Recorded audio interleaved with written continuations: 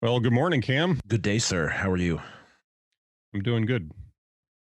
You played dodgeball last night.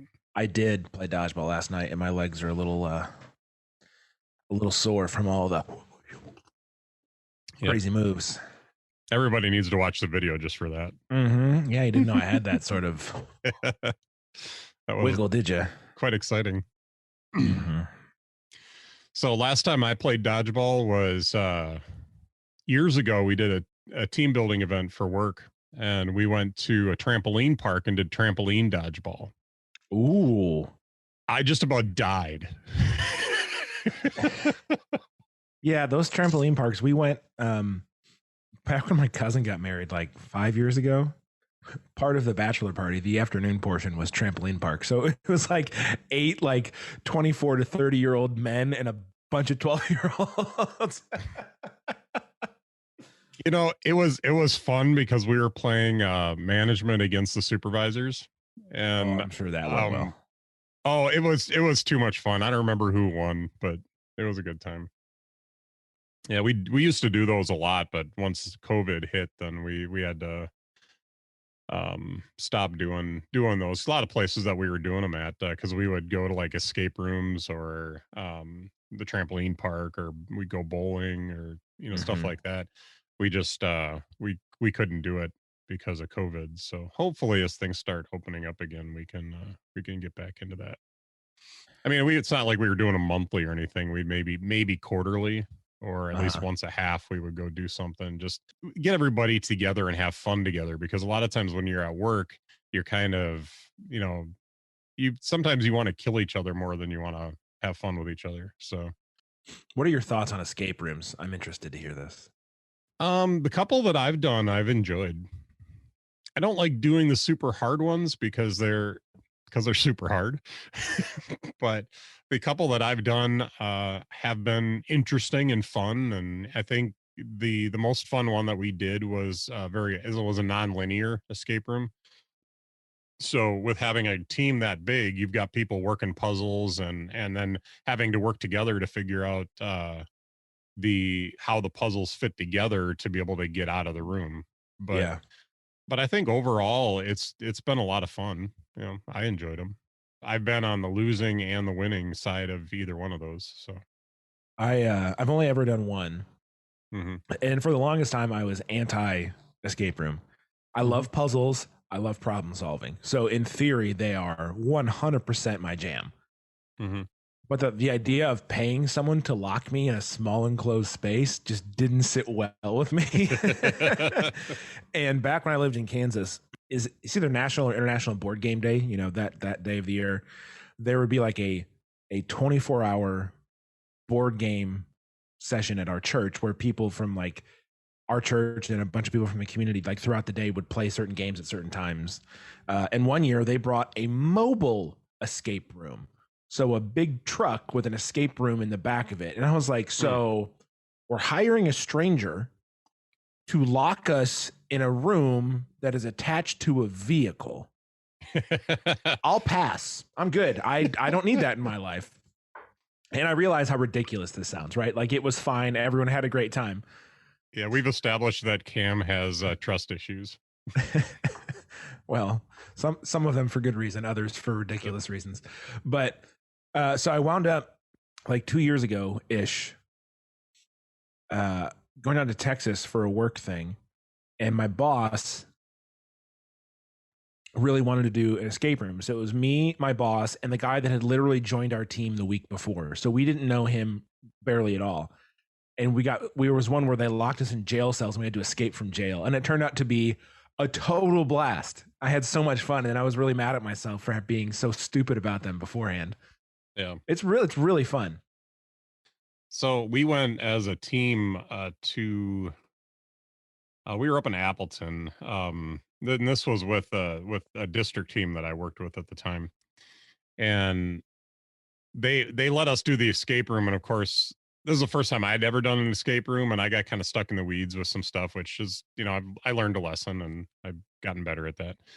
There was a chess portion to the challenge, and I'm thinking, I play chess. I should be able to do this.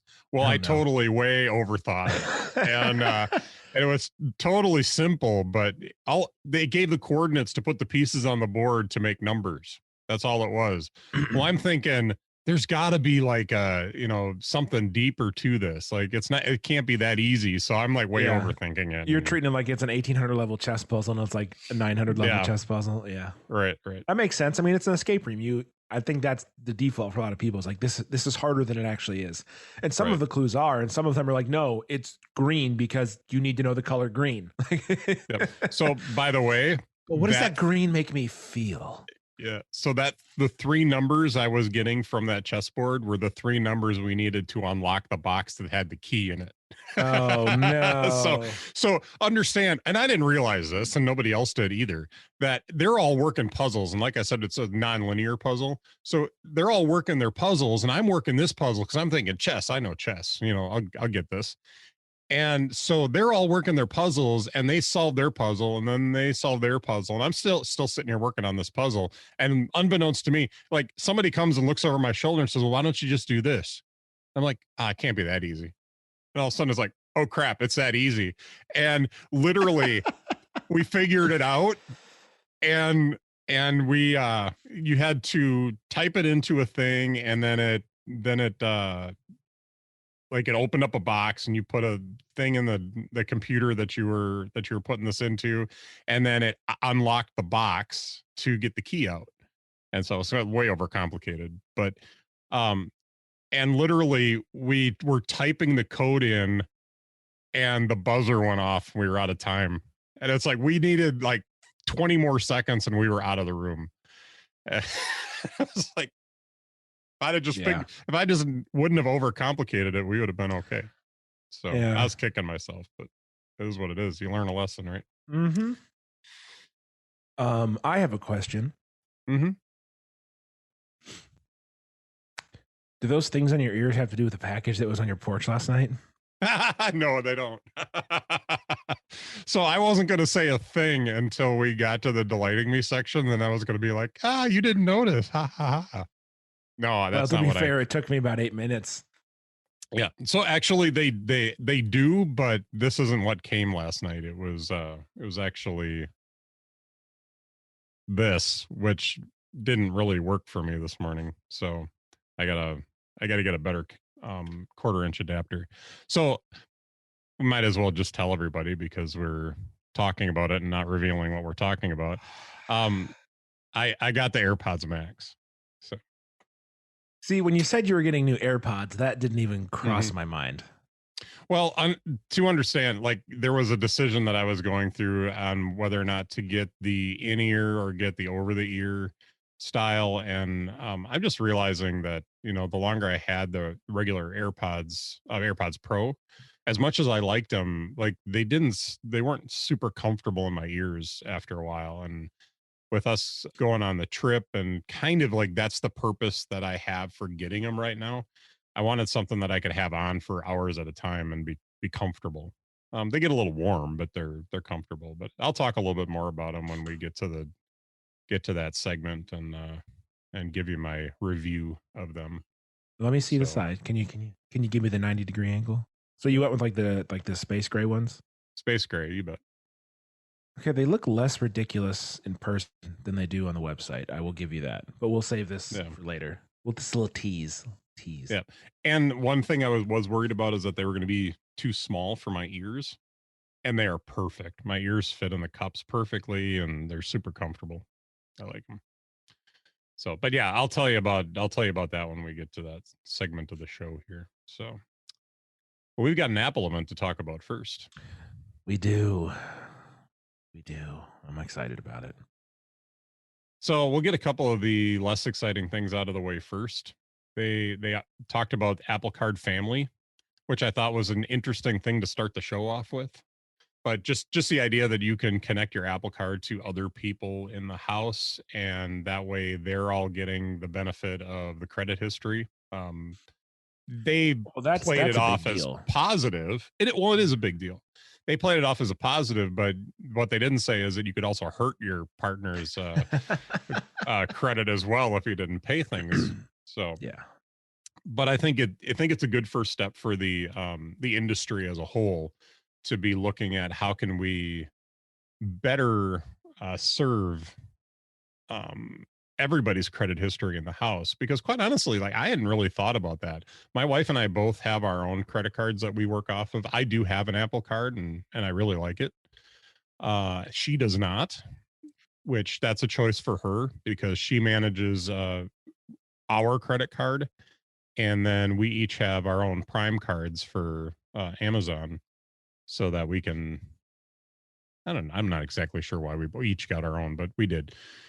And so we manage our own cards. That's about the only thing financially that we are divided on. Is just I manage my two credit cards, and she manages her credit card and the credit card that we use together, and then she handles pretty much the rest of the finances. But that, I mean, if I thought that that was going to be an issue in our home, I certainly would talk to her about it. But it hasn't. You know, the whole credit history thing. It's almost a competition between the two of us to see who can keep our credit score better. So, which I think we're usually about even, but she usually is just a few points ahead of me. So the whole being able to give your kids an allowance on it though is kind of an interesting idea. So Yeah, I what is interesting to me about this, right, is like what Apple is the areas in which Apple is first to market and the areas in which they lag is yeah, very interesting to me. Like Apple has essentially become a bank in addition to all the other stuff, and they're first to market in this area, but like super late when it comes to the stuff in other areas, like stuff that's on the iPhone or the iPad or like it's like those are your primary products. And obviously, like there's reasons to what they do and why they do, and those reasons can be right and can be wrong, but it just surprises me sometimes when in like secondary or tertiary products they're like bleeding edge, and in the main stuff they're not so much sometimes. It's mm, just interesting to think about. Not that yeah, they need to be bleeding edge, because they're obviously like the largest company on the planet, right? So they have the luxury of waiting on certain things. So like I get that side of it, but it is just really interesting where they choose to push and where they choose to be more conservative, I guess is what I'm trying to say. yeah. There's obviously some strategic decisions being made. Oh yeah, So yeah, absolutely. And we obviously we don't know how the sausage is made in that regard, but it's just sometimes it's fun to play armchair quarterback on this stuff, which is kind of what podcasting is for. yeah, more or less If you that's our think job. about it. Yeah. So a purple iPhone. Yeah. I was like, wow. I says that's really cool. I wouldn't have a purple iPhone myself. But my wife loves purple. It's a no, but that's a good looking purple. Like the color they It chose is is. really, really pleasant. Mhm. So I sent it to my wife and I was like, "Hun, they've got a purple iPhone." And she says, "Well, I already have a purple phone." She's got the iPhone 11 that came in purple. Oh. And I was like, "Oh, yeah, right. They had a purple phone already." I was like, I totally forgot about that. yeah, I mean, it's new for the iPhone 12 line, but yeah, they already had one in the iPhone 11 line, which I think it's funny. Yeah, I do think it's interesting though that a new iPhone color got its own segment in the show and not just like not just a press release. Like it got the full video with the cool, all the, Yeah, the smoke and the paint and like all of that. Like it got the full treatment for a new color for a phone that's going to get replaced in 4 months yeah. by the iPhone 13 or 12s, whatever they decide to do, right? So, I'm not going to say that I'm deluded to think that anybody from Apple is listening to our show, but I want orange. Well, get a new iMac then. I do not want that iMac. We'll talk about that later. I just want an orange phone. I think that would be fun.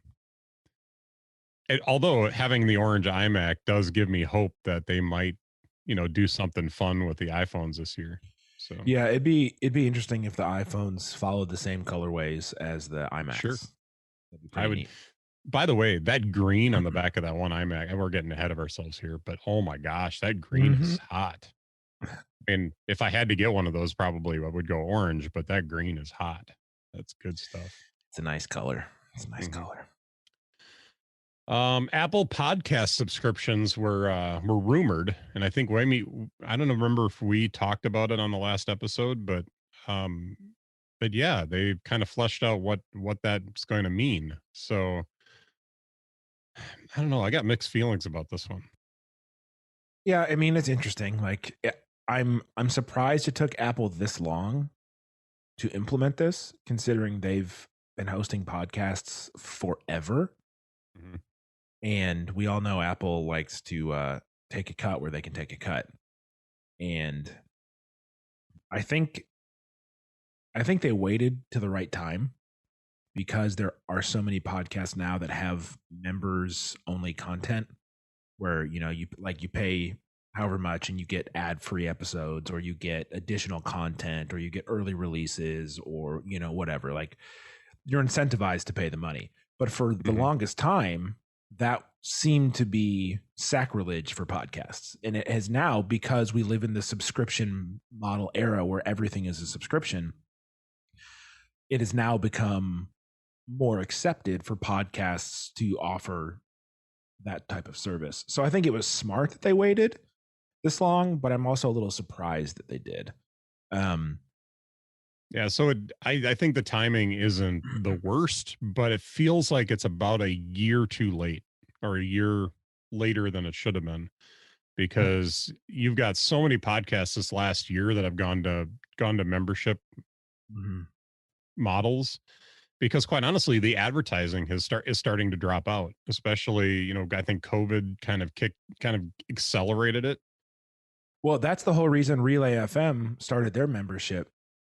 Right.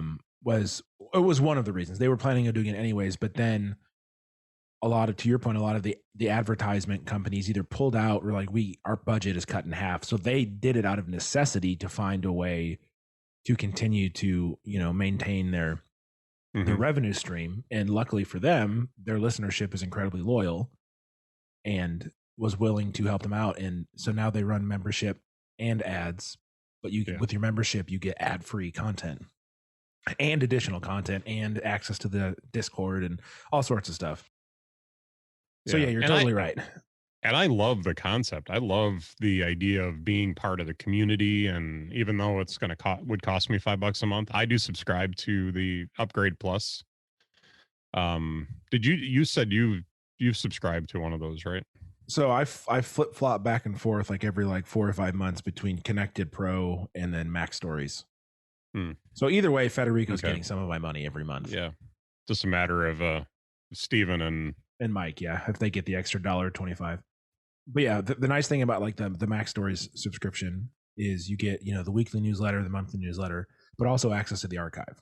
So if there's like a run of like 2 or 3 weeks where it's like, all right, this stuff, it's more geared towards stuff that I'm not into. Like Federico's super into Spotify stuff right now, and they're into other stuff. I'm like, I Yeah. don't need that.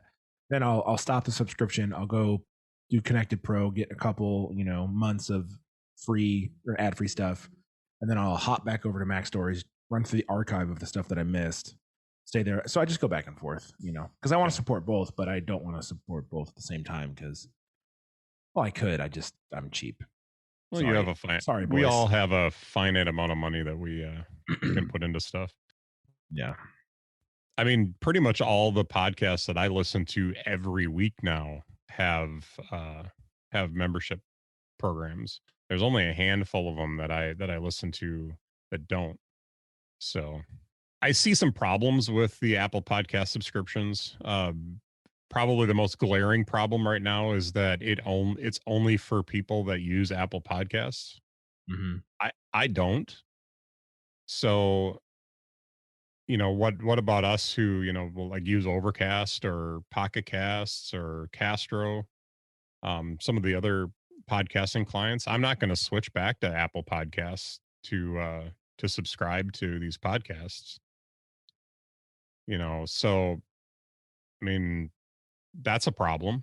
It's a problem for us because if we had the size audience where this would become viable, um I would have a hard time doing it because a lot of our listenership is not coming through Apple Podcasts right now. Right. Now, if we had a So larger listenership, that might change the dynamic, but yeah, so I think that I totally get what you're saying, but the way to think about this is the 1.0, right? They have to start here before they mhm, can expand it and make it a full-on membership service. So I think this is like them dipping their foot in the water and seeing what this is like and what sort of initial net they can cast, and then they can figure out what's viable from there. Do we make it a competitor for Patreon and Memberful, or do we just keep it at this? Because the thing that doesn't bother me, but I think the bigger hurdle from my perspective is the 30% they take for the first year, yeah, and then that's it rough. drops to like 15 or 10 after that, something like that. 15. Mhm. Yeah, so you don't get that on Patreon or Memberful. Like, you're paying a monthly subscription to have that service. So I guess they're taking a cut Mhm. in that way, but it sure isn't 30 or 15%. Oh, no. That's for darn sure. Um, so that to me is the bigger issue, but I totally understand where you're coming from with the Yeah. it's only a slice of the pie that would get to take advantage of this. Whereas if you go with the other services, it is potentially the whole pie. So I think what Apple could do to solve this problem is have an API for the other podcast players to tap into. I think that would be huge. Although it's still But what's limited. the incentive for the other podcast players to do that? Do they get a cut of that 30% You know, if they implement it? that's a good point. Like, Because why are they going to there's do a Apple lot any of favors? there's a lot of I guess because the listeners to you know, your listeners might want that. I don't know. Yeah, I I don't mean, know how I I don't I could know see how them I doing it would out of like social pressure. I want to subscribe. Give me an I Apple want to subscription subscribe, button. but I use Overcast. So, you know, give me a button in Overcast so I can subscribe to this podcast and get the additional content. It'd be a cold day in hell before Marco put that in Overcast. I don't know, man. He's not getting a cut. I don't know. He's been pretty open to doing things that the community wants versus like, you know, Where's my Apple things that TV he app wants then? to work on. Pretty please. I don't I don't Pretty know. please. You Pretty want an please. Apple TV app? Yeah, because I work here at my desk, and I got a big old TV right there connected to some really nice Sonos speakers. I might want to listen to a podcast. Now I can AirPlay it, but that's not as fun as being able to see the nice artwork on my big TV. Hmm. Okay. Well, I don't Edge know. I case, probably for sure. Don't yeah. care. Yeah, because you know what There does have an Apple TV app? Apple Podcasts. this is true. But Apple Podcasts has video. I know, but still. Well, just switch to Apple Podcasts then. If it's a big deal to you. The new You don't redesign get does look nice. you don't get smart speed, but I know. That's what I mhm. want. It That's why I literally use gives me Overcast. time back. It Mhm. gives me time back. It's great. All right. Time Well, is our most precious resource, Mitch. it is. You know, you spend And time I like you waste spend money. so much of it. It's very sad. This is true. Although I will tell you that I have redefined what I think of wasting time because sometimes my brain and my body need to waste time. I think I'm going to start implementing a new rule for myself that on Friday mornings after a long week of work, Friday mornings are my morning to just shut my brain off and do whatever I want to because that a lot of times my Friday mornings is when I need to. Like yesterday morning, and I'm going to talk about this later. Yesterday morning, I watched uh, Godzilla versus Kong. So it was the last day it was available on HBO Max. It was pretty cool. It was fun. It was probably from a cinematic uh, perspective, it was a terrible movie. You know, the story wasn't terribly compelling, but it was a fun little romp. All right, would you like to talk about AirTag?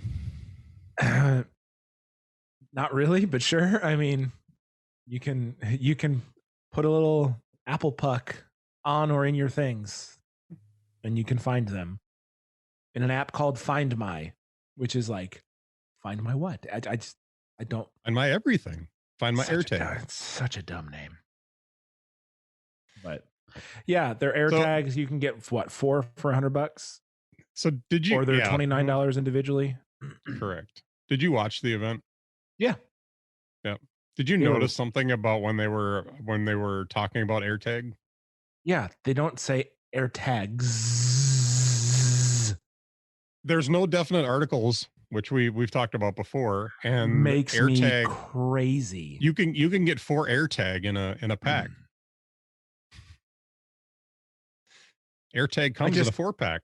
I want the listeners to hear my disappointment in Apple's refusal to speak English. And I just follow Apple just to bug you. So you're not big on the AirTag. I know. Are they useful for people? Yeah. Otherwise, Apple wouldn't have made AirTag. But it sounds so dumb. It's. Anyways. So I did not buy AirTag. It bothers me so much. I thought about buying AirTag, but I didn't buy AirTag. So there's been a lot of talk about the keychains and the luggage tags being more expensive than the AirTag. Oh, really? I didn't even look at the prices because I don't care, but that's ridiculous. So the keychains and luggage tags all kind of fall in like I want to say like around a $50 price tag.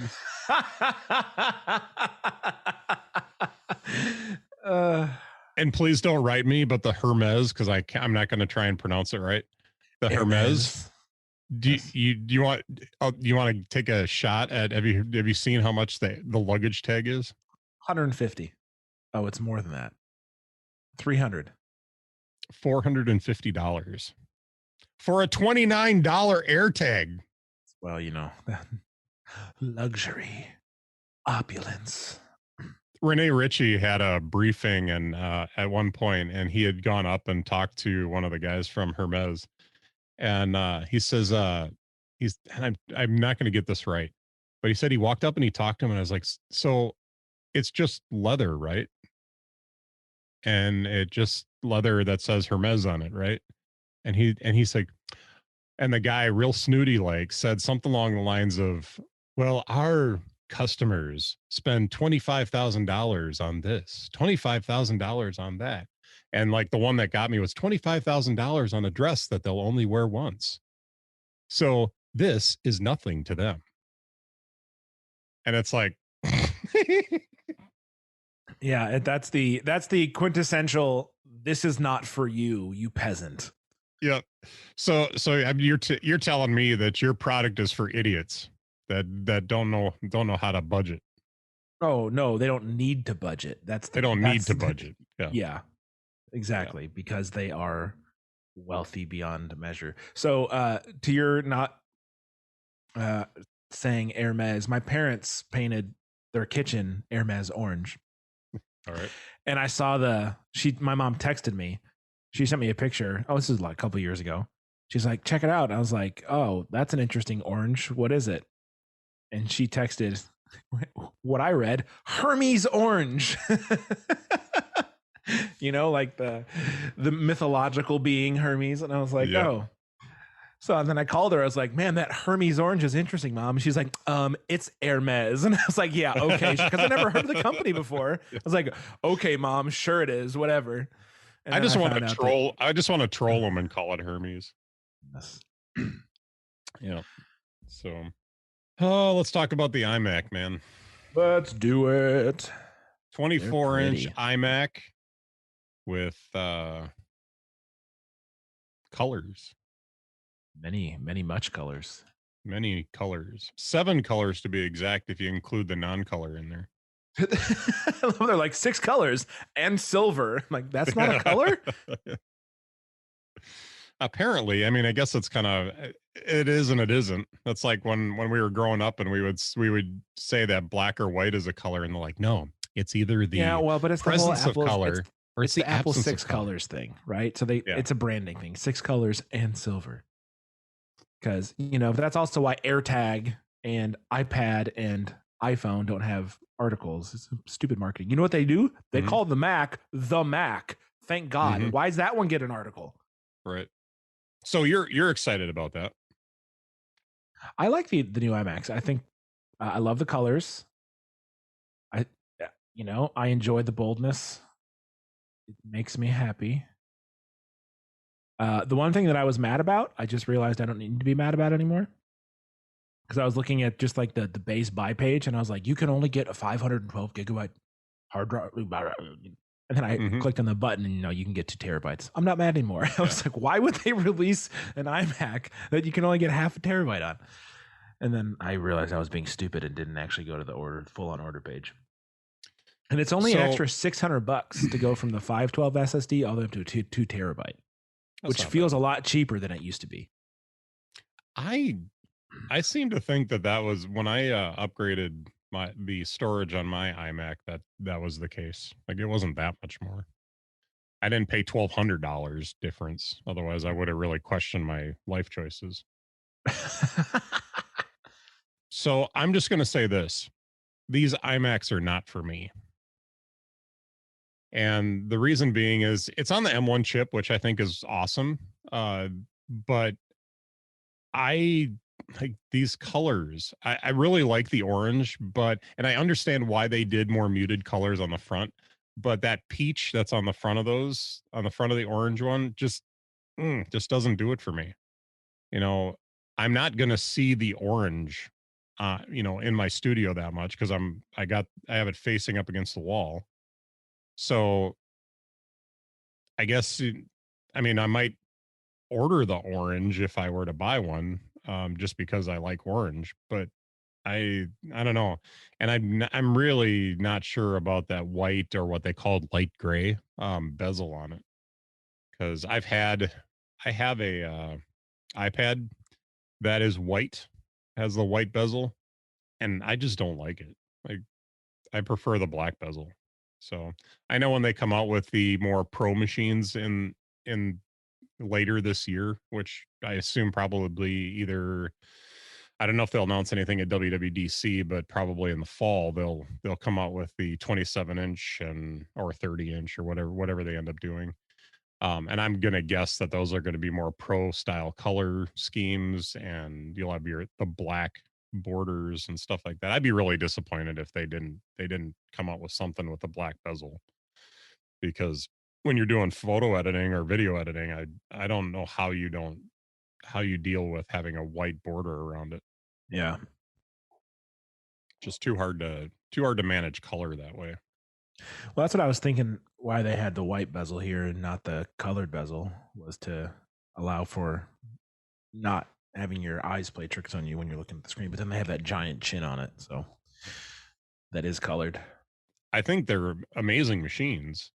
I think my worry about the IO was warranted. I mean, two Thunderbolt ports and two regular USB-C ports. Which is That's a bit frustrating. Why did it's the same chip that's in the MacBook Air or the yeah, but I only get two? Why don't I have four? Clearly it can handle four. No, I think what bugs me more is I would like more. You know, I still like I didn't run out of USB-A ports on my machines. Just because I have enough stuff connected to it. Actually, my USB-C ports right now have dongles hanging off of them for USB-A. Mm-hmm.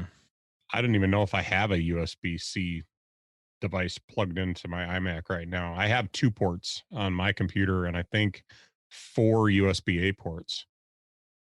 So yeah, my USB-A ports are full. Maybe I've got one available, and then I've got the USB-C port with a dongle on it.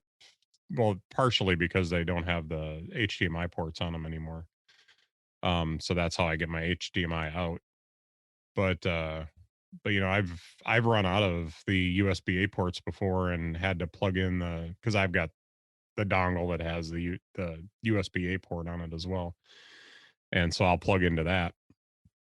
But I don't have enough stuff here to warrant, the USB-C ports. So if I had that machine, I would have dongles hanging all off the back of it. And I don't know how Apple, with their design aesthetic, thinks that that's okay. Well, they just expect you to have USB-C peripherals. That's all. Spend $2,300 on this Mac, and then go spend another 500 on All the USB-C cables you appropriate. need Yeah. to make it work. I No. appreciate that they're more powerful. That's a more Uh-huh. powerful port, but I have a sound, or I've got an audio mixer, a soundboard down here that has a USB A to USB B cable, and I've got all kinds of stuff in the studio here that I'll use USB A. I don't even know if there's cables available to go from USB C to USB B. That seemed very complicated, but you know what the B cable is. It's like the printer end. Yeah, it's like the square with the two angle. Yeah, it's Yeah. that I have from my MIDI controller. It's USB out to USB A. So that's the thing I do use a Hmm. dongle for, to get it into my MacBook Air when I'm playing pads and stuff at church. But like Yeah. my soundboard is USB C to USB C, and I've got a USB C external hard drive. But like my webcam is USB A, Stream Deck is USB A. Um, Hmm. my 5 terabyte backup drive is USB A, so I have to kind of swap that one in and out every once in a while to make sure I'm backing stuff up. But because I only have 2 USB A ports on my Mac Mini, I have 4 USB Hmm. C ports. By the way, just an aside, you mentioned your Stream Deck. I'm getting Uh, really tempted. I've been hearing a lot of talk about Stream Decks lately, and I'm getting very tempted. well, people are starting to use them for uh, different reasons than it was originally Oh, designed and for. I would But too.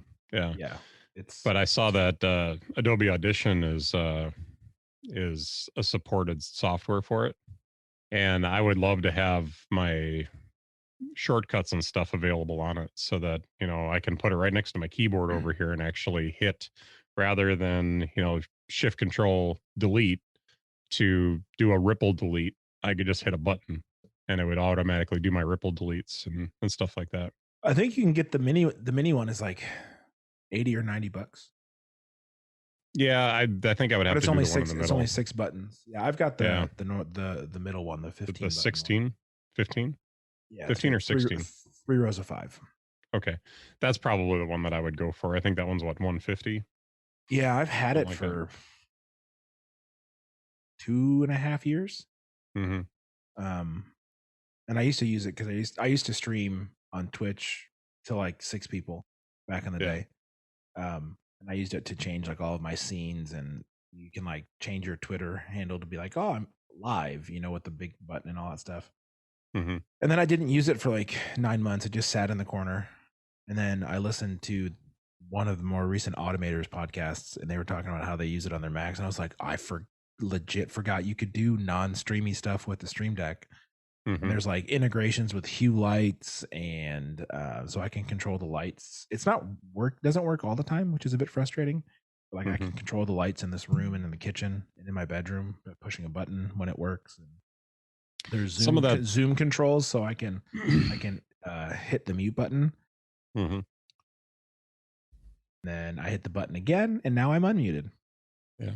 And you can turn the video on and off just by hitting buttons. It's fun. Hmm. And that is helpful during the workday because we use Zoom all the time. And I would, when I get it, which it looks like probably around the end of May, June ish, I'll review it on the show. But I funded the Mute Me button. I think I told you about this, but I'll talk about it. It's a little special button for muting in software. It's just basically a software mute button, and Zoom is supported. So I'm looking forward to playing with that. But anyway, we should get back to the Apple event. Yes. So I like the iMacs. Definitely not buying one because I don't need one and they're expensive. Hmm. So 2 strikes, but they are nice to look at. And So before we move on, and we want to talk about the keyboards here in a second too. But oh yeah, what color would you get? yeah. Either the green or the yellow. Probably the green.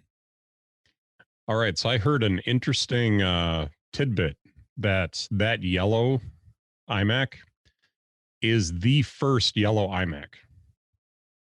They've done the other colors before, but the yellow iMac is the first time they've ever done a yellow iMac. Well, I do And enjoy a nice yellow. unless you include the beige boxes that turned yellow. Because you know that happened. So Accidental yellow. mhm. So the new Magic keyboards for the iMac. Now, I've heard that they're not making these available yet outside of the M1 Max. That you can use them Yeah. with the M1 Max, but you can't use them outside of that. Yeah, but they will be. But they have Siri buttons on them.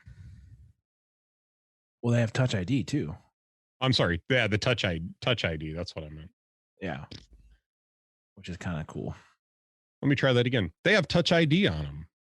They do. It's very exciting. And now I can edit that out and sound like I knew what I was talking about. Let me change that. This is just bugging me now. There we go. Change that in the show notes. Yeah, I don't know that there's anything to say about that really. They changed some of the key configurations as well. Yeah, but I think it's the notable thing is it's the first time they've had Touch ID on a wireless keyboard, which is pretty cool that they have gotten there.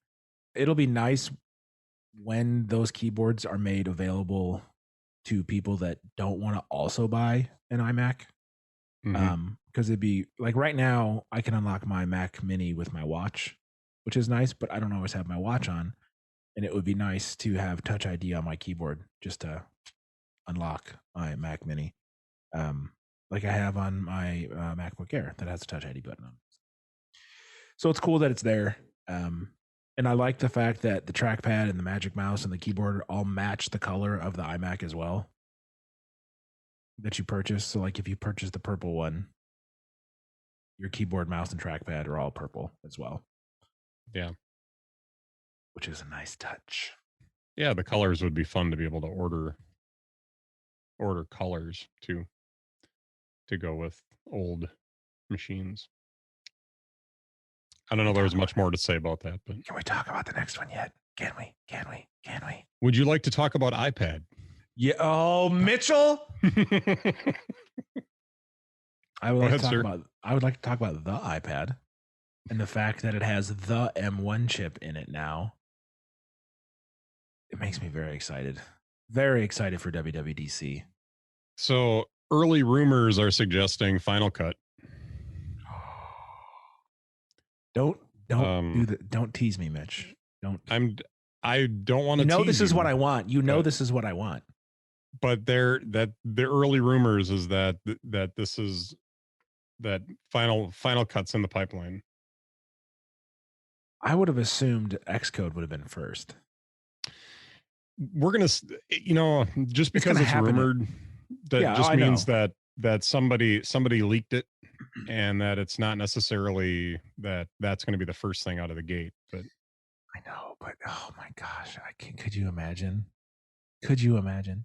Well, if they did something crazy where they just released them all, I would cry. I'm not even kidding you. And I would sell my 7th gen iPad and I would sell my 2020 iPad Pro and I would go buy a new one.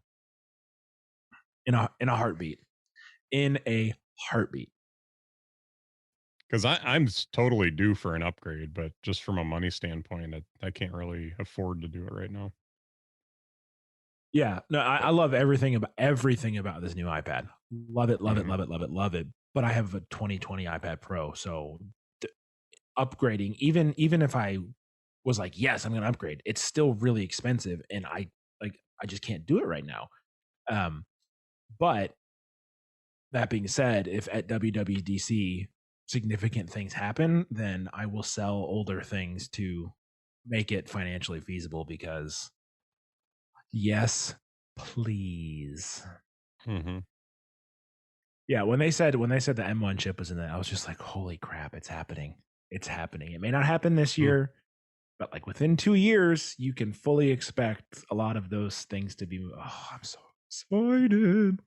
So I think to keep this in perspective, I think the M1 chip is really wasn't going to be spec'd any differently than if they would have done a A14X or, just I think that I don't want to burst your bubble, but I think the M1 was a little bit more for marketing because No, they can but say, those awesome machines that we have over here, your iPad now has that. exactly. But they Hmm. could have. It could be exactly the same specs, but they could have kept it in the A line, like you said. Hmm. But they chose to call it the M1 in the iPad on purpose Hmm. because they want to show you that the iPad can do what the Mac can do. And the only way that they can truly prove that point is if you can have the same pro level applications on the iPad that you can have on your Mac. And Now I'm not so I'm not disagreeing with you. I think that this is where it's going, but I'm also saying that I'm remaining cautiously optimistic. I get it, but from my perspective is they chose to put the same chip with the same name in the iPad. So now they have to back up why they made that because it was a choice. They could have done the A14 Bionic Supermax whatever, right? Hmm. But they consciously made the decision to put the same branded exact same chip that they are putting in all the new Macs and they have to now back it up with why they Hmm. did it. Otherwise, it's a stupid decision on their part. And they generally don't make really stupid decisions. They're wrong about stuff like the original Apple Watch and, some of like they've been wrong, but they've always corrected course. And I can't imagine that they would call this the M1 and not have something drop at WWDC or at least announced at WWDC releasing later in the year. Hmm. It just doesn't make any sense otherwise. So you may be cautiously optimistic. I'm freakishly optimistic. So we'll see if I'm disappointed. And if it's just Xcode, which isn't just Xcode, that's a huge deal, right? Because it's a Right. developers conference, so it would make sense that they would drop Xcode or announce it. Oh, and you can develop all your iOS and iPad OS 15 apps on an iPad now. It's a huge deal. And in the future, we're releasing yada yada yada. Um, I want to see something. I want to see them back up the reason for calling it the M1, Hmm. and I think they will. We shall see. I only remain cautiously optimistic because I've been excited for what's to come before and kind of had my hopes dashed. So You must remain ever optimistic, Mitch, even in the face mm, of disaster. I am optimistic, cautiously optimistic. I think that means I'm foolhardy. It's gonna be okay. Yeah. Ignore all the signs you've seen in the past. This is a new day. All It right. is. Yes, We're it good. is. All right. I think one of the other things that came out of this announcement that I found interesting, and there's a lot of it. I mean, what they're doing with the 12.9 and the XDR display, and just I'm excited about that. That's pretty cool. You can get an iPad for less than the cost of the stand for that display. Not an iPad Pro, but an iPad. Hmm. Here, let me get my $1,200 iPad and connect it to a $6,000 display. No, but no, your 12.9, that display that's in that is supposed to be the same quality as the XDR display. Oh yeah. Yeah. I mean, they Which call it the is Liquid Retina XDR because their marketing team is awesome at naming things. the crack But marketing team that went on yeah, their herbally inspired trip of California. yes. Mac OS Oxnard. Yeah, no, I can't wait to be able to get into the Apple Store and go look at this thing. I'm gonna go to the one in Yeah. Chicago that's right on the river.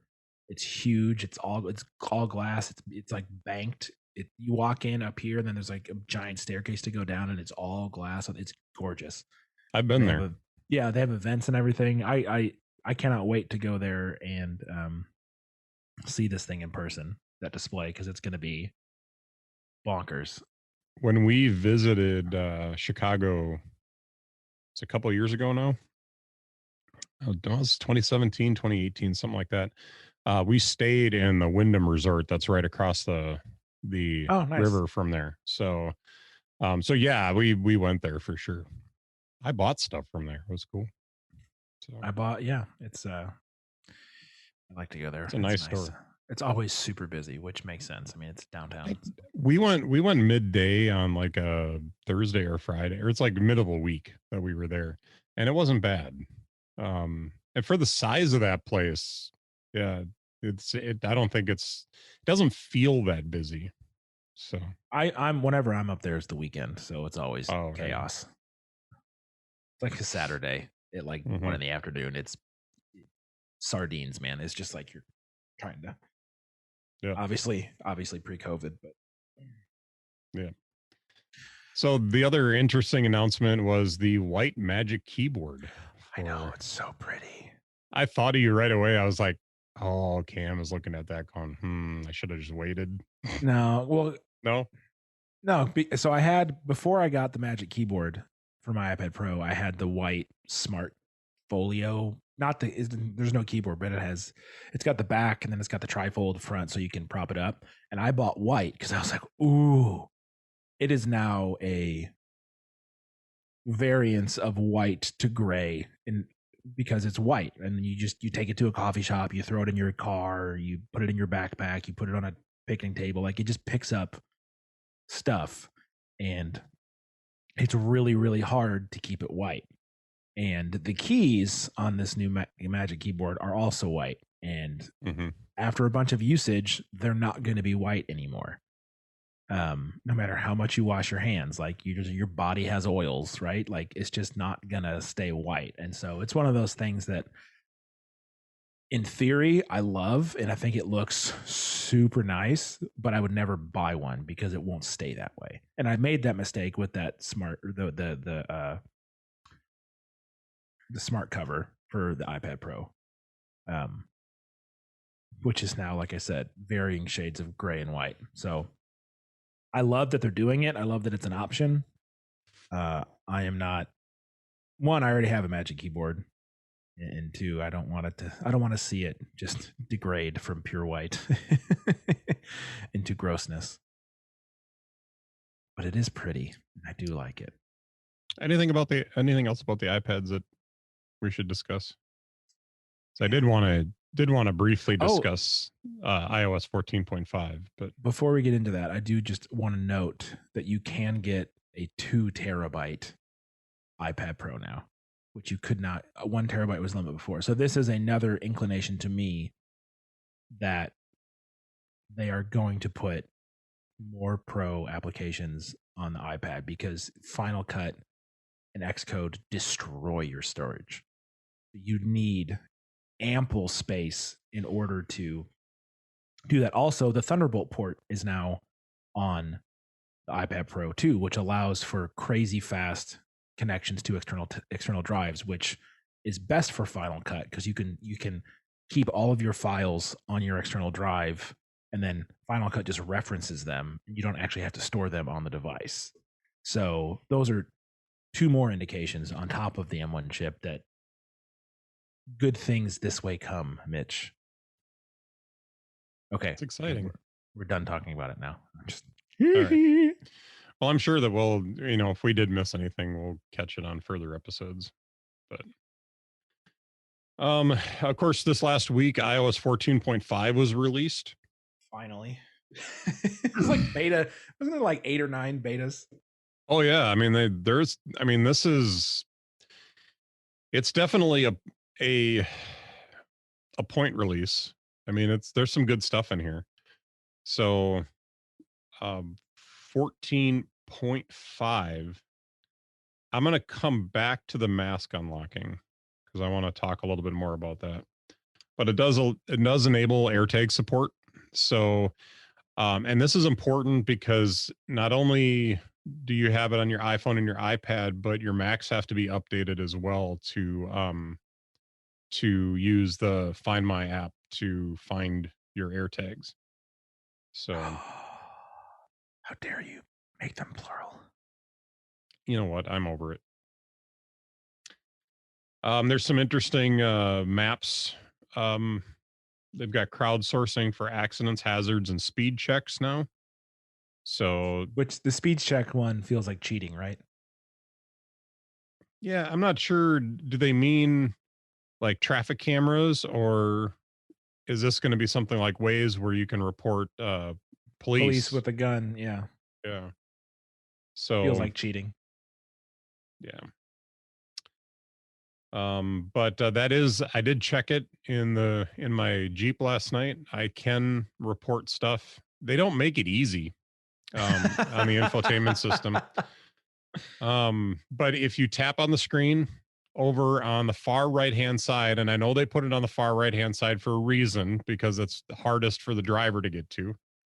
But there's a little looks like a little quotation box with an I in it. And if you tap on that, it pulls up the options to report an accident, report a hazard, or the speed check. So, I'd like to report 2 accidents, the one I just saw and the one I'm about to get into because I'm reaching halfway across the car to touch this button. yep. So, yeah, they're definitely intending this for the passenger to do it, not you. So, says on Mac Rumors here that the ETA for walking and cycling directions, they've added that. They've added AirPlay 2 for Fitness Plus. Says here that in iOS 14 and iPad OS 14.5, I'm sorry, 14.5 on both of those, and watchOS 7.4 enable AirPlay support for Apple TV Plus, allowing Apple TV Plus subscribers to AirPlay their workouts to a compatible AirPlay 2 enabled smart TV or set top box. So, Smart. Smart. not bad. Good stuff. Well, it Um, makes it more appealing to people that don't have an Apple TV hardware box, right? Like yeah. So, it's a fully digital service that you can take as long as you have the watch and the phone, like you're good to go. So wonder if it's smart.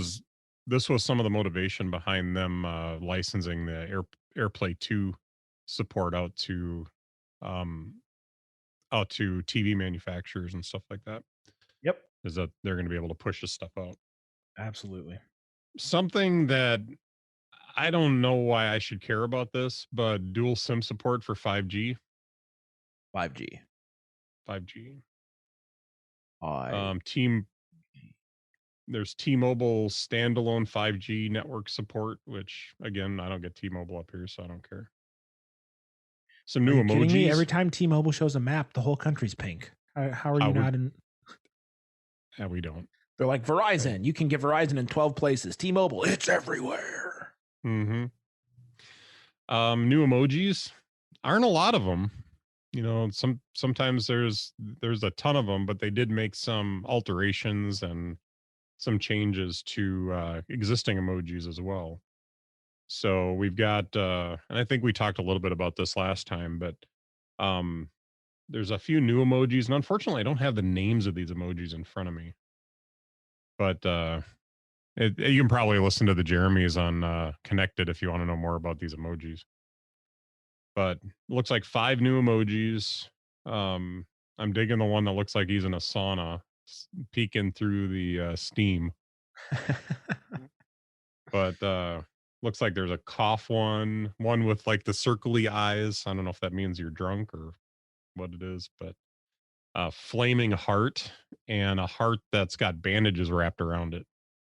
So Aw, yeah, that's my um, emoji. yeah, my heart hurts. And then beards for everyone. So I don't know that I want to say much about this, but I'm now everybody can have a beard. So skin tone, some more skin tone options for couples. So so you can have couples with You can actually have biracial differing, couples now. you Who can have knew? biracial couples. Yep. Who knew that that was a thing, Mitch? Yep. And two big updates. First off, we've got now have a syringe that doesn't look like it's got blood going everywhere. So um we've got a Just some syringe. illicit drugs. Yeah, it's a syringe that looks like it has just a very light blue liquid in it. So Some saline solution, perhaps? Or is it your perhaps. COVID vaccine? I think that's what they're going for is the Speaking of COVID which, I vaccine. get my first dose in 3 days. I get it on Star Wars Day, Mitch. Yeah, I'm getting my second on Wednesday. Oh, nice, nice, Yep. nice, nice. So I will be fully vaccinated, and Well, you won't probably be fully the vaccinated for 2 weeks after the second shot. well, I'll I'm getting be my shot. I'm gonna go I'll get my lick shot. everything, Yep. all the public services. um. So yeah. That was So gross. I'm sorry. the most important one that I feel in all of these is they changed the headphones to AirPods Max. That's a win. Oh, the emoji. Okay. The emoji. Yep. Seriously? Mm-hmm. The AirPods I'm happy Max for now. you, I guess. I don't know. I was just trying to needle you a little bit, but which the syringe is for that. So, all right. You can set your preferred music streaming service. So now using Siri, you can say, "Hey, I want to listen to audiobooks on Apple Books." Who does that? Not If you're me. into audiobooks, are you not you subscribe to Audible? But anyway, and I'll look and see. I should be able to add Audible for that because that's how I listen to audiobooks. You can add it's got options for Spotify, it's got options for Apple Music, Apple Podcasts. You can change your basically you can change your default um audio source for Yeah, but it's only done through Siri. There's no settings mhm. section in the settings app, which is ludicrous. New Siri voices. Yeah, I was about to ask you, what Siri voice do you use? You know what? I just like the regular female voice that The one that's um been the default? yeah, my wife has done the British male voice because she feels like she likes having a butler.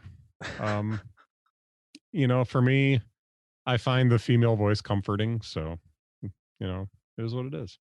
I've had mine as the Australian male voice for like a year, Hmm. and it brings me great joy.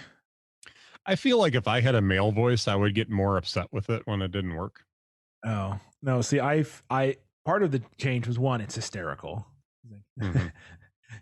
The accent's great, and the way he pronounces some of the street names where I live or my city. I live in a city called Kankakee, and he's like, Hmm. "Roy, directions to Kankakee," and it makes me chuckle. But the other thing too is like I Yeah, felt really weird bossing a female around. Hey, do this for me. Hey, do that. Hey, do this.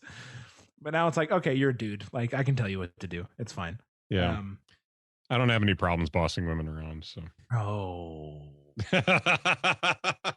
I'm joking. I'm joking. My yeah. I'm joking. Quite honestly, I don't have a problem with bossing anybody around. So it's not women that's the Equal problem. opportunity bosser. Yeah. All right. There's other Siri improvements listed here. It says, and I'm reading off the page here. Apple says that incoming calls can be announced with Siri, and Siri providing details of who is calling when wearing AirPods or Beats headphones, which Yeah, I did this experience that the other day with my AirPods Max. yeah, it existed before for text messages, which Mhm. I was shocked to know that it didn't exist for phone calls before. Like I read this Yeah. and I was like, "Didn't you already do this?" But I guess it was just for text messages. And it's literally it will announce the phone call and then you can say answer and it will answer the call in your headphones and Yeah, that I was shocked that this was a new feature. mhm. So Shows you how often I get phone um calls. Not very often. it says Siri can also dial emergency contacts and can create group FaceTime calls. So um accessibility voice control is part of that as well. The English voice control compatibilities are expanded to Australia and Canada. While supported for Span while support for Spanish is being added to Mexico, Spain, and the United States. Expanded controller support, which I didn't realize was an issue. I thought the PS5 controller already worked with them with the I think the everything, but PS4 apparently did. that's new. The PS4 So did. yeah, so and that's nice because I really like that PS5 controller. So I might. I'm I'm thinking about getting a PS5 when they're readily available, which could be a while. But I'm not going to put my name on a list and like or check into websites every 5 minutes to try and find something. I'll just wait. Yeah. I'm patient. It's not something I need. So, iPhone 11 battery recalibration. I don't know that there's really much that needs to be said about that. Of course, there's been a lot of buzz about the app tracking transparency. That is and there it sounds like there's some bugginess with like who has access to turning it on and off um and stuff like that. So there's probably more to be said about that down the road once we kind of get a feel for what that's going to mean for everything. Apple Music changes. You can now send lyrics and song clips to people. Oh, interesting. So, but apparently you can send lyrics like you're listening to a song, and I think it's limited to the songs that have the live lyrics that Mm-hmm. scroll up as the song's playing. But you can tap on the lyric and it'll give you the option to be able to share that lyric with somebody. And as long as they're on an iPhone, it'll actually share that lyric with the ability to hit a play button to listen to that portion of the song. That's cool. Um, so yeah, I think that that's kind of a neat feature. There's a few other changes too that are a little bit more minor. They have Apple Music city charts. So now if you are in a city and you care about what people are listening to in that city, it'll tell you. So you could go to the Chicago top 5 and listen to the Chicago top 5 and or Oh yeah, 25, I'm sorry. that I'll not like it. Yeah. Yeah, I'm not sure that that's a feature for us. There's a redesign to Apple Podcasts.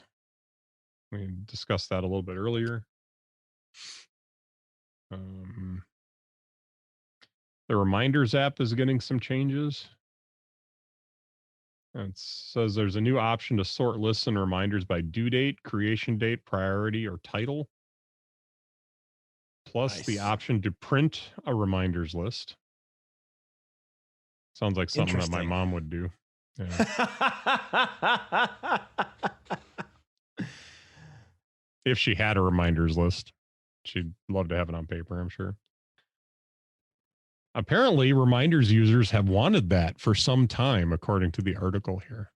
So, the news app says there's a new search tab in Apple News, and and the News Plus section has been redesigned with a For You feature and an easier to access browse tab.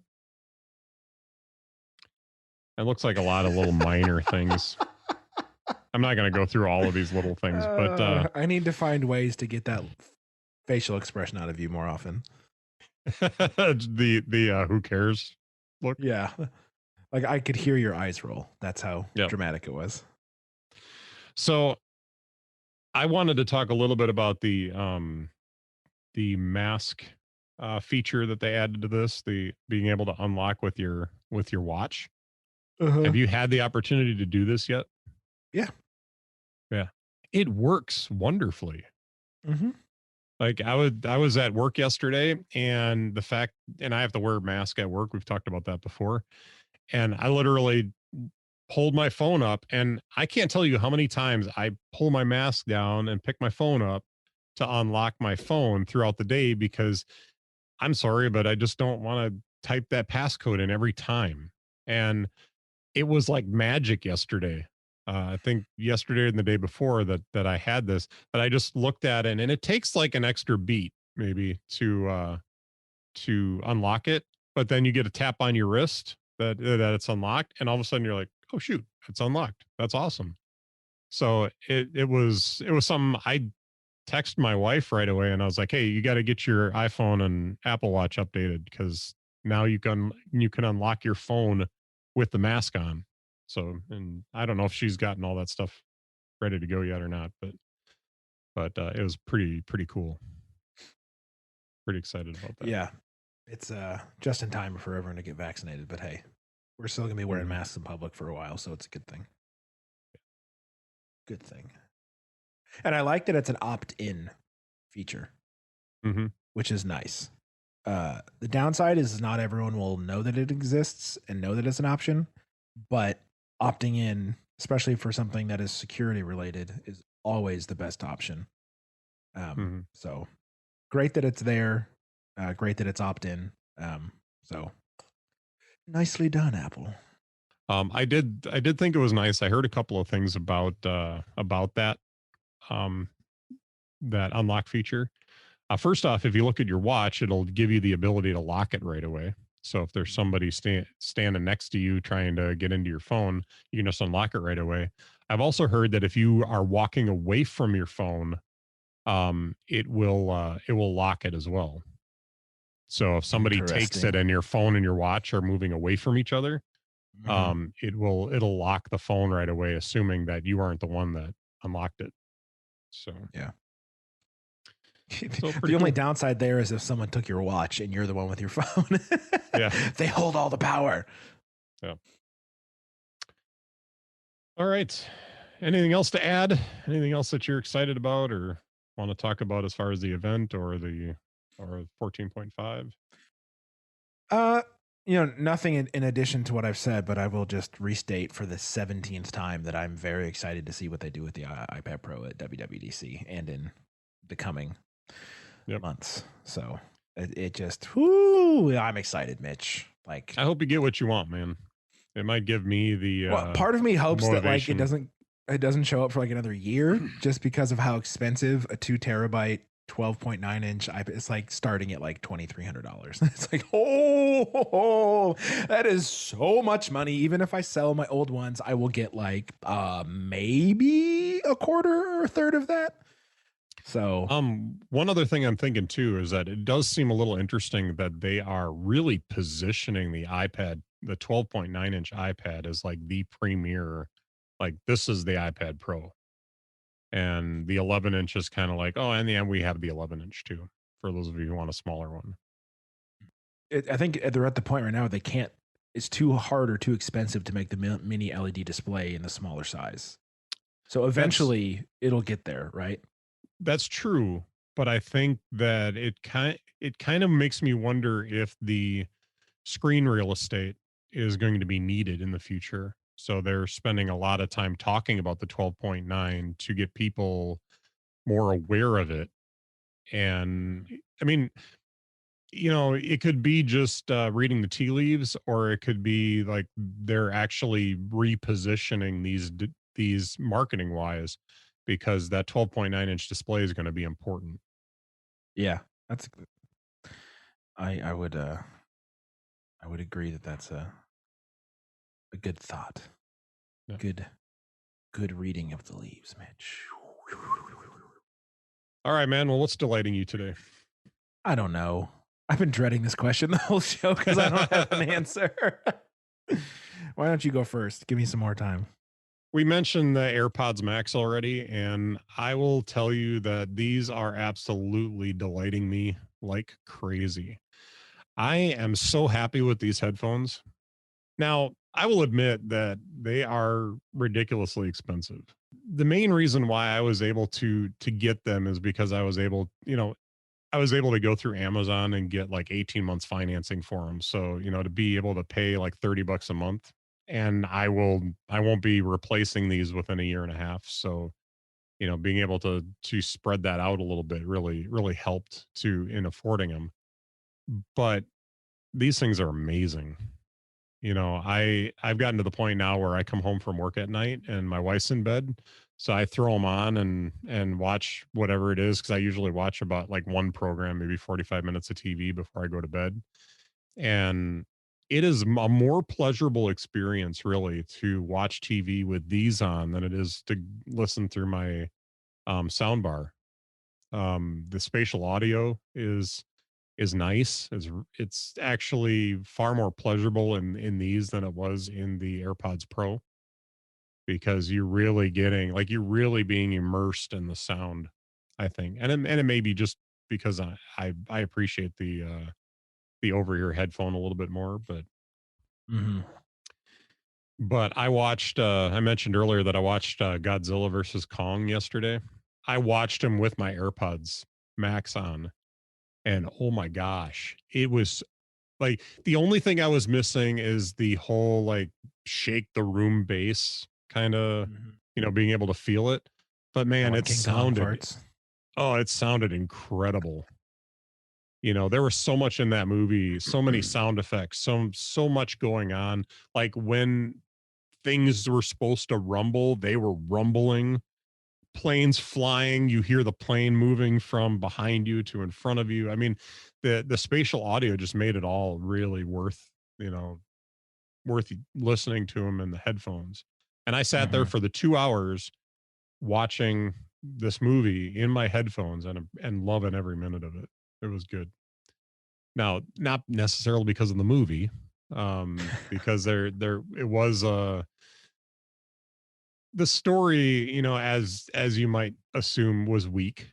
It wasn't an elaborate story, but the visual effects, the sound, everything was just amazing. Like, it told a really neat story. I enjoyed the story, but it's not going to win an Oscar or anything. So, It better not. yeah, but it was good in that respect. So, but as far as the headphones are concerned, I did mention earlier that one of the things that is kind of getting to me is I think there's no good place to put buttons on this thing. There's no place where you're going to grab the cuff, or you're going to grab the headphone and not accidentally hit these buttons. No matter where you put them Are on the they on the Are headphones. they on the So top? they're on the top right. Then why don't you just grab them from the sides and I flip them? do. That's what I've been doing, is Oh, grabbing them from the okay. sides and doing it that way. I'll say the active noise cancellation is spot on. Works great. Probably the best active noise cancellation I've ever heard in a headphone. And that includes the AirPods Pro. I think I mean, there's literally like a microphone on each corner of each cuff. So it seems like there's like 8 microphones on these things to pull the sound in, as well as sensors on the inside of the cuff to to hear what you're hearing. And when you turn on the active noise cancellation, everything fades off. Like, it's quiet. It's really quiet. I do run into just a little bit of that feeling of like vacuum inside the cuff when you do that. So if I turn on the active noise cancellation right now, like, I can I almost can't hear my voice right now because I'm not hearing myself through my headphones.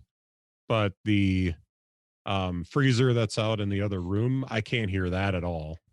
Like I said, I can barely hear myself right now. So it's really nice. And then now I just kicked on the transparency mode again. But yeah, I really appreciate the active noise cancellation. The transparency mode on these, I think, is on par, if not just slightly better than in the AirPods Pro. It's actually almost weird, because I've never had an over the ear headphone like this that has transparency mode or a live mode on it. So I hear stuff sometimes and I'm just like, what the heck was that? Because it sounds a little different than the audio that's in your headphones just because of the way it's filtered. But the the audio that's coming through those microphones is so clear that you almost forget you've got the headphones on, because I can hear everything in this room right now. The only thing that sounds weird, and it's the same thing as with the AirPods Pro, is your own voice, because you have a little bit of resonance inside the headphone, Uh and huh. then you're hearing yourself come back in through the mics. So I mean, I don't know that there's any real way to solve that, but it's definitely different than the AirPods Pro and the way those work in transparency mode, because I think having the piece in your ear actually reacts differently than having a cuff over your ear. beyond that, I mean, those two modes are both just incredible. I think some of the best I've heard. The audio in these headphones is amazing. It took me a little bit of adjustment, just mentally, to handle the fact that it's definitely sound accuracy that it's going for versus like let's just kick a lot of bass. These aren't beats for sure. Where they prioritize bass over everything, but the bass sounds good. The computational audio that's going on in these does make everything sound better than it probably deserves to in some cases. But I played some music in these, and the music is amazing. I've listened to podcasts. The podcasts sound good. I think if there's any real critique that I have is that sometimes with the human voice, you don't get as much of the treble. You definitely get the low end and the mids, but I think some of that might have to do with the way the audio is mixed that I'm listening to, like their podcasts and stuff like that are mixed that way. So I had one hesitancy with getting these, and that was doing editing, like audio editing with them, because I had heard that because of the computational audio, you weren't hearing the audio the way it actually is. So I have taken some um I've been a little bit careful with the like using it for editing the sound of the audio. But really, like for you and I, and for some of the other audio that I do on a regular basis, I already have profiles saved in Nectar 3 for when I'm doing a lot of that work. So as long as it doesn't sound really weird, it pretty much I leave it as is. I mean, I feel pretty confident that it sounds just fine. Mhm. So trying to think of what else I can review. As far as comfort, they are heavy. These are heavier than pretty much any other headphone that I've worn. But once you have them on, you don't really notice it. Like just the way the weight's distributed. These really suck down to your ears, which I actually like because they're really trying to keep the cuffs tight to your ears. And if you notice the band, you know how it has the mesh fabric that's kind of looped in? That actually is pretty comfortable on the head. I don't really think about these headphones that much once I have them on. The only thing that maybe I notice, and there's really no way of getting around this, they sometimes are a little warm. Yeah. So, but you're putting cuffs over your ears, so that's your ears are going to get a little warm. Mhm. But beyond that, you've got your little like digital crown volume which I really like. I don't think that I would have liked touch controls on these. So I like that little dial on the back for turning things up and down. I don't know if you obviously didn't notice it when we first got on the call, but I was turning you down a little bit because you were a little loud in my headphones. And then the It's the way button it on should be, Mitch. right? That digital crown then becomes a button to play pause and do like skip forward, skip back, stuff like that. So that works really nice. It's in a nice spot where I can grab with my thumb underneath the cuff and just be able to push that button. If you push it from the top, it's fine too without bracing it on the bottom. But because they're nice and tight against your head, and those buttons loose enough that you can touch that button and hit it. The button on the front does your active noise cancellation and transparency switching, so that's not bad. In the settings in the phone, you can actually change the settings on that. So if you would like it to toggle just normal headphone and do all three of them, so you have like your turn the active noise cancellation and transparency off. Uh-huh. You can set it uh so that you can just have all those features turned off.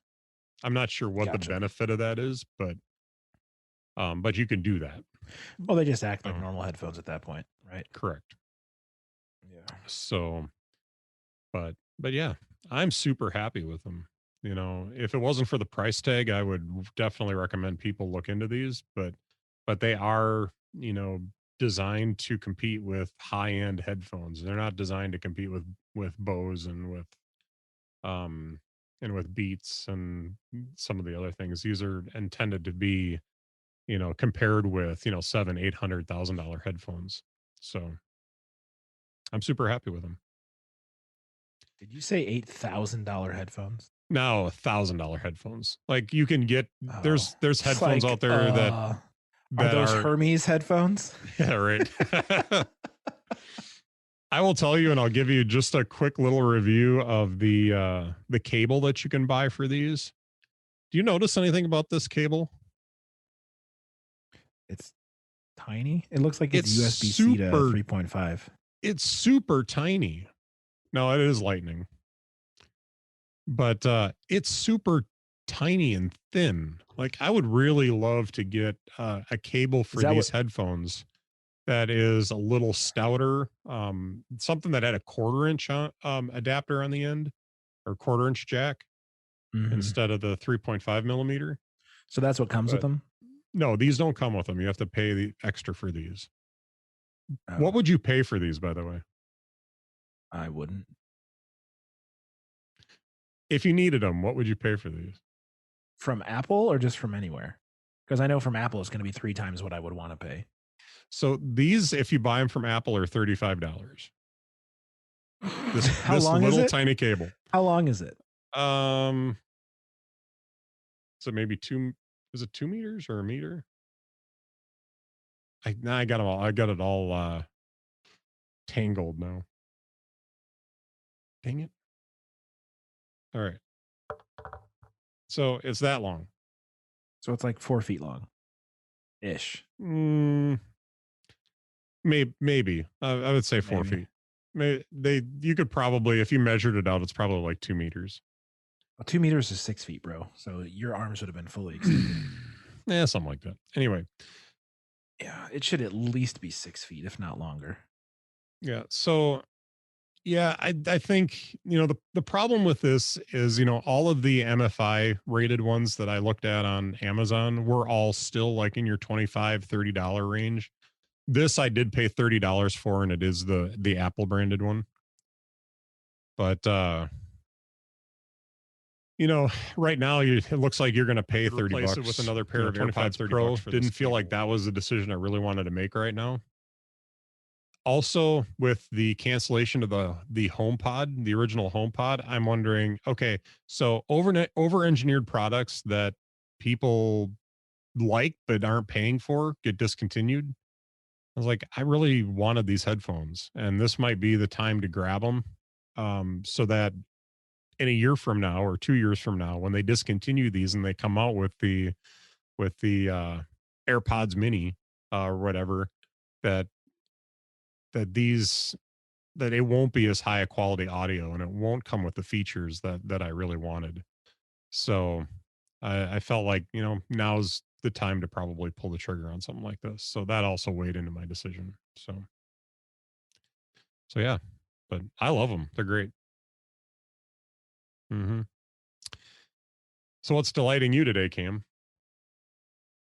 Well, something that I have just started messing with is the app called Obsidian. Oh, can I make one more comment quick? We'll talk about Obsidian. Sure. This case is ridiculous. You mean that sports bra that you're holding? It's This so is the dumb. It's this is so like dumb. the one thing about these headphones. I pay $550 for a pair of headphones, and this is the garbage case I get for it. Oh my, it's It's not so even, it's bad. open on the bottom. It doesn't even It's wrap. I don't know if that's like for cooling, you know, to let them cool down faster or whatever, because these do have computers in them. But yeah, it's ridiculous. So anyway, I'm sorry. I interrupted. Go ahead. I just saw it sitting on my desk and I'm like, how did I forget not to mention the stupid case that comes with it? Yeah, no, you're good. Um uh, so I started playing with Obsidian very recently. And so I use Craft for all my normal notes, and I was using it for my Bible study and stuff like that. But something like Obsidian is much more geared towards taking advantage of something as complex and interconnected as the Bible and study of it. So I moved all of my Bible stuff out of Craft and put it into Obsidian, which took really, really. I have the entire Bible in Markdown in Obsidian now, but I'm going as of last night. I finished moving it over, which was just so much copying and pasting, Mitch. Oh my gosh, it was rough. So now I have to go through and break down. I have each book in there, but now I need to go break down each book into a chapter. And so that's going to take a very long time. But the benefit, potential benefit of this is apps like Obsidian or Roam Research. You can link and backlink between notes, but then you can also see all of the unlinked mentions. So literally, I can go to my God page where I can take notes on God, and I can see everywhere that I've personally linked from verse to the God page, and then I can see all the unlinked mentions, which is every other time the word God appears in the Bible is automatically in that section. So it can work, obviously God's going to show up a ton, but like the idea of like adoption or reconciliation, smaller in volume topics, not smaller in importance, but being able to find. And so like, as I'm prepping for teaching for the youth group, or as I'm reading through the Bible myself, a tool like this can help me make connections that I wouldn't make otherwise.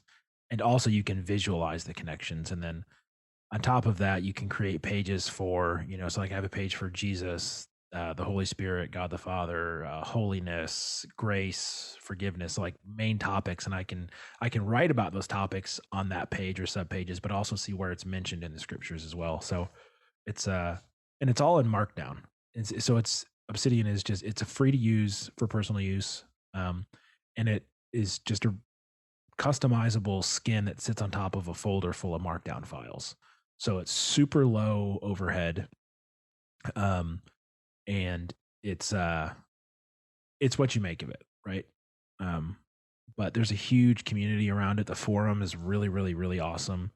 There's a bunch of YouTube videos to how to get started and different ways of thinking and linking notes and stuff. So it's one of those things like you could go down the rabbit hole like really, really, really far, or you could just use it because it's free and because it's just on markdown files. Like it could be as simple or as complex as you want to make it. So it's something that I have just started working with, and it's pretty neat to see how different things connect. It looks like it's in beta. Uh, yeah, but it's super solid. Like Yeah. it's been in beta for a while, Yeah, it and looks they're like working. the Android app and the iPhone app are both in private betas right now. Yeah, so they're right now it's only on Mac or Windows or Linux, Hmm. but they're working on the mobile apps. And so I have my local folder. I have an iCloud Drive so that I can use it on my MacBook or my Mac Mini. Um, and then you just have to close it and reopen it, and it will resync with that file and all the new stuff. Like so, like when I was about to talk about it, I did a bunch of the work on it last night on the couch on my MacBook while I was watching Formula One, and I just opened it here and I saw like all 35 notes that I added last night appear, and I was like, oh yes, it worked. It's glorious. So it's pretty neat, and I got a custom theme in here that I like. Well, not it's someone else's theme that I have customized slightly because I don't want to take the time to write 300 lines of CSS to make it look how I want it to look. I'll just take someone else's and tweak it a little bit. So it's fun. I enjoy it, and I'm excited to see what this looks like in like a year. After having all of the the chapters and individual notes and all of the connections, but then a year of writing lessons and writing Bible studies and then studying myself and just kind of putting the meat on the skeleton and then being able to look at like the graph view and seeing, all of the connections and how things relate that I wouldn't otherwise have considered, like what Paul said in Romans has to do with something that happened in, Genesis and has to do with something else that happened over here. So it'd be pretty neat. So that's what's delighting me right now. It's new and exciting, and I'm happy, or I'm excited to see where it goes. So, It looks pretty. hmm So, and it's free, so free. well, that is my worry with it being in beta is that when it comes out of beta, it might not be. Well, no, so they have their pricing scheme. Like if you go to the pricing tab on their Hmm. website, personal use is free, but then Oh, okay. there's other tiers that are not free, and then there's additional services like sync and publish. So you can take selected notes from your Obsidian database and publish them on Obsidian's server as like, obsidian.md/Cam Brennan, and I can share the notes that I want to share. I can constantly update them. So you can use it as like a blogging or a research host or whatever you want it to be. You can do sync, which is they'll sync your stuff for you across multiple devices, and you might wind up needing that for the mobile apps if iCloud isn't an option. So I'm interested to see how that works. But right now, I just have my folder in iCloud Drive, and the sync between machines works fine. So It looks like the commercial is a $50 a year. But per user. but the Catalyst, yeah, per user. But the Catalyst one is a one-time payment of 25, 50, or $100. I'm guessing that they make a case for what the tiers are in here. There's some sync is an add-on. Mm-hmm. Publishing is an add-on. Okay. Yep. I see. So interesting. Um, Yeah, but that one time payment of 25 plus, like mhm. I it there's no appeal there to me. Like I can have it for free, or I can get a special badge in the community, early access to insider builds. I don't want early access. This is like I want to be on the secure build, not on the like the betas. Yeah. So All right. Yeah. Interesting. I may look into this. I'm not sure if this is for me, but looks good. yeah, that's what I'm enjoying right now. I have now on the note you did bring up craft before, and we've talked about that on the show before. I love But craft. I have been enjoying it for just the okay. I've run into this one thing that I want to save out somewhere, and just throwing it over into craft. So Um, I've used it for vacation planning and all that kind of stuff. Because I use Logos, I have a lot of stuff for my Bible study right in Logos. So I Uh-huh. don't, it's not as useful to me for that.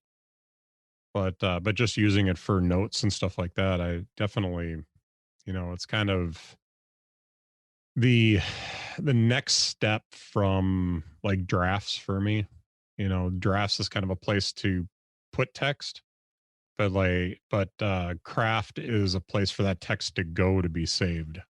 Mm-hmm. So that offboard brain kind of idea, which Obsidian looks like it's kind of the same concept. If you are listening to the show for the first time and you haven't heard us say it before, check out our webpage. It's innerdialogue.show. That is where our hosting is. So if you'd like to go back and find some of our past shows, maybe there's links to subscribe in all your favorite podcast players. And I believe that there's a way for you to grab the RSS feed too if we're not available in the podcast player that you use. If you have questions, comments, anything that you need from us, please get in contact with us. We'd love to hear from you. I'm at Mitch Craig on Twitter. I'm at Cam Brennan, also Twitter. Yep. And if you need spellings or anything about that, that is all available at innerdialogue.show. I do have a shirt that I designed.